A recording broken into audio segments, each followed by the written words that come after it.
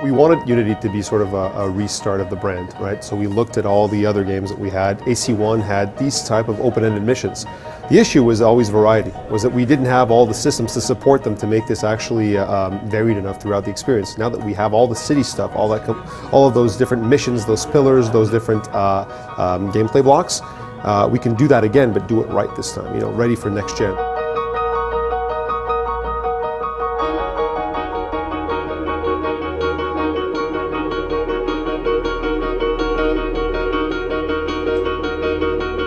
All we give you at the beginning is an objective, sort of could be like kill a target. So we give you that mission, the objective, we show you what the playground is. So we show you with a camera, like a sort of a bird's eye view camera, this is your playground, and we give you stats. Like in this mission you have, for example, 1 special assassination, you have 10 secret entrances or whatever, like all those stats. And then we just let you play around and try to approach the mission the way you want to approach it. The idea is to use your imagination, your wits, your own unique playstyle, and all of the different skills and gear elements that you actually get in the game to do it your own unique way. But the important thing is this mission area is sealed off, contextually, because of something happened in the game. Right.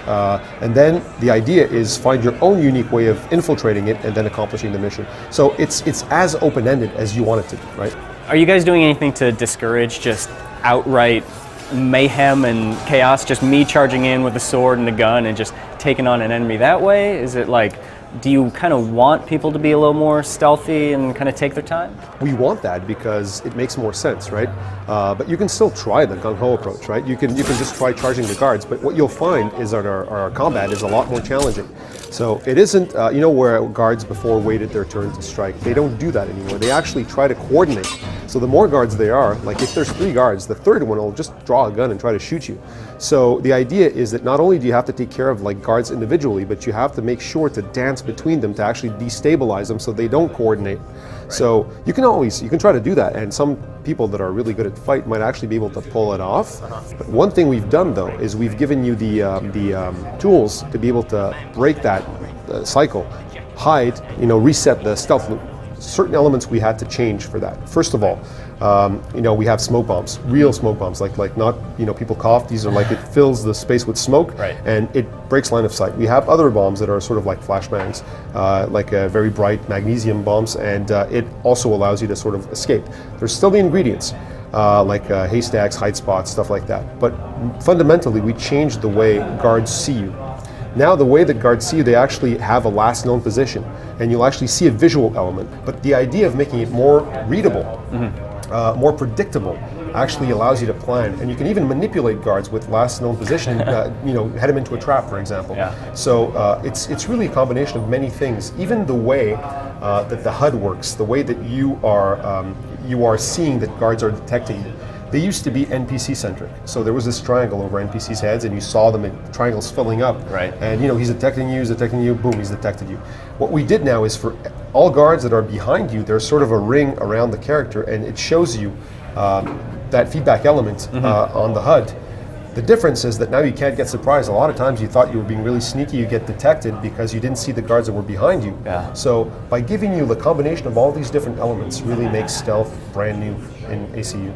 In the earlier games, you would sneak up on a target, you would assassinate him, triggers the conversation, mission over. But here, like, it's harder to just jump from the rafters, kill a guy, and expect it to be all over, right? Exactly. The mission is over when you've actually left the area. So every single assassination mission, we wanted to make sure you could complete it stealthily, which wasn't always the case before. Certain missions, we tried to do it, but certain missions you just couldn't. It was just impossible. You just needed to run away from conflict, right? This time you can actually do it stealthily. You can vanish without anybody ever knowing that you're there, except for the dead guy. It was really important for us to change that, because we felt that, you know, it isn't over. Like the assassination isn't. Like you're supposed to be an assassin, right? You're supposed to vanish into thin air. You're the blade in the crowd. We wanted you to be able to play like that. Speaking of the crowd, how do the crowd dynamics affect these types of black box missions? Because it seems like blending into the crowd, maybe inciting a riot or something like that. It seems like there's a lot of opportunities there. You know, all our missions are more open-ended, right? They're all more flexible, and whether it's a black box mission or any other mission, the crowd and the city plays an intricate part. Traditionally in AC, we, you know, most often turned off the sandbox during missions because we didn't want it to screw up the actual mission steps. This time we actually embrace it. We want there to be chaos.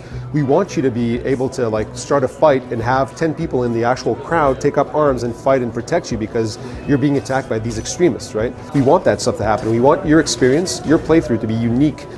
So it seems like one of the ways where it actually can be really different is depending on how you build up your character. Like how can missions like these Be effective. vary depending on what you've done? When we started experimenting with co-op, with our shared experience, what we realized was that to make the experience cool when you're playing together with friends is that if you're complementary. To be able to do that, we had to have, people be different. We had this, we have this since AC2, right? You can customize Ezio, you get all these different costumes, all these weapons.